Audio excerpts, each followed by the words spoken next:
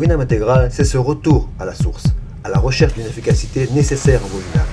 Cela ne veut pas seulement dire éliminer les techniques inefficaces, mais aussi la révision des bases, comme les coups de poing, qui ne doivent pas se frapper comme en karaté ou en taekwondo, mais avec une demi-garde. Ou même la position de garde des Songluan, qui ne doit pas être rigide et statique, mais dynamique et souple.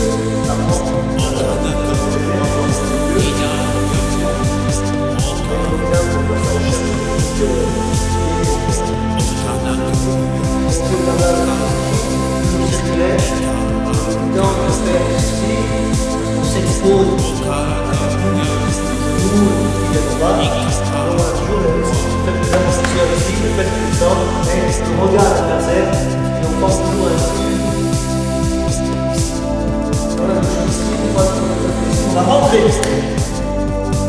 On fait le blabla.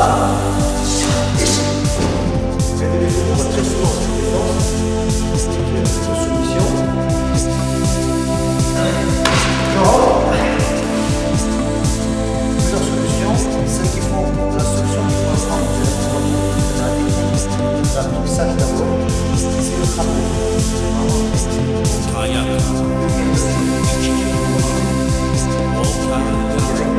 Je l'obtenais absolument.